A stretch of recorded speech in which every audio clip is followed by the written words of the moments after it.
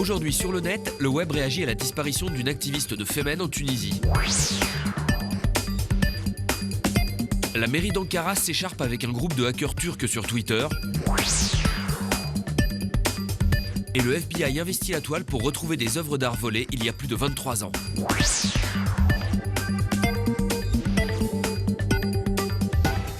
Mon corps m'appartient, il est l'honneur de personne.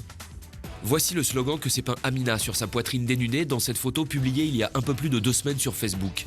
Objectif, dénoncer la dégradation des droits de la femme en Tunisie et lancer le mouvement Femen dans son pays.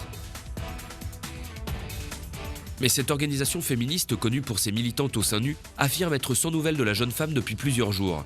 D'après ce blog créé après sa disparition, Amina aurait été internée dans un hôpital psychiatrique par sa famille. Cette vidéo qui circule sur le net montrerait ainsi son père et son frère l'embarquer dans une voiture. Les photos topless mises en ligne par Amina ont en effet suscité la polémique dans le pays. Des hackers islamistes ont ainsi piraté jeudi la page tunisienne des Femen sur Facebook et plusieurs pages ont été créées sur les réseaux sociaux pour dénoncer le comportement de la jeune femme. Mais dans le même temps, les marques de solidarité envers la jeune activiste se sont également multipliées. Les Femen ont ainsi mis en ligne des dizaines de photos envoyées par des féministes qui, à travers le monde, ont également posé sans le haut pour exprimer leur soutien à Amina. Sur son blog, la journaliste française Caroline Forest a, elle, appelé à une journée de mobilisation le 4 avril prochain. Un texte qui a été signé par plusieurs féministes du monde arabe, dont la blogueuse égyptienne Alia El-Madi et la cinéaste tunisienne Nadia El Fani.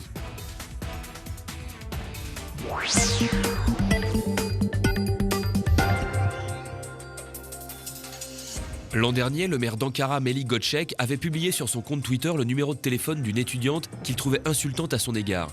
Mais en rendant public les coordonnées de la jeune femme, il s'est exposé à la vengeance d'un groupe de hackers.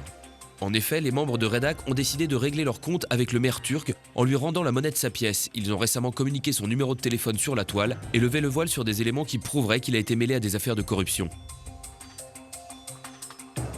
S'en est alors suivi un vif échange de tweets entre Redac et Melih Gökçek. Ce dernier avait fait savoir que le numéro de téléphone n'était pas le sien et exigeait des excuses de la part des activistes qui, loin de se plier à ses exigences, ont réitéré leurs accusations. Une prise de bec qui est repartie de plus belle le mois dernier quand le maire d'Ankara s'en est pris à un autre internaute sur Twitter. Gökçek a ainsi raconté qu'une jeune femme avait été placée en garde à vue parce qu'elle l'avait elle aussi insultée.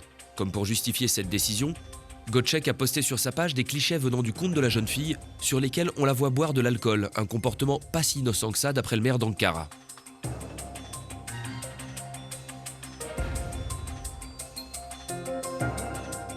Cette fois-ci, ce ne sont pas les activistes, mais les kidam qui se sont insurgés les premiers contre le responsable politique. Certains lui reprochent son manque d'indulgence envers les jeunes, tandis que d'autres ont publié des photos de lui en train de boire du raki. Et les pirates informatiques de Redac y sont également allés de leurs clichés pour arroser l'arroseur, en affirmant que Gökçek aurait mieux fait de balayer devant sa porte avant de s'en prendre à une jeune internaute.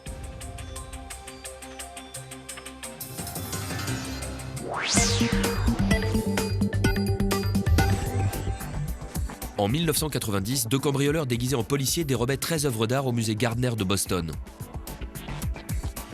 23 ans après, les autorités américaines affirment avoir identifié les voleurs. Mais leur butin, estimé à 500 millions de dollars, n'a toujours pas été retrouvé. Pour tenter de remettre la main dessus, le FBI en appelle désormais à l'aide des internautes et vient de mettre en ligne un site web avec des photos d'étoiles disparues en proposant une récompense de 5 millions de dollars à ceux qui l'aideraient à les localiser.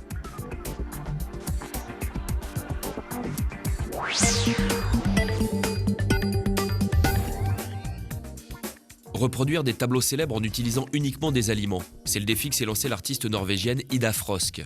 Une idée amusante qui offre un résultat plutôt fidèle à l'original, comme on peut le voir sur ses reproductions d'œuvres de René Magritte, Vincent van Gogh, Edouard Munch ou encore Frida Kahlo, que les internautes pourront découvrir sur la page Instagram de la jeune femme.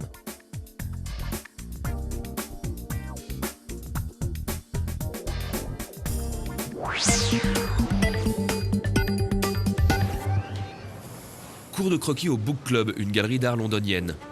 Avec leur fusain, chaque étudiant dessine le modèle selon le point de vue spécifique. Des esquisses qui sont compilées dans cette vidéo qui semble donner vie à cette série de nuits artistiques.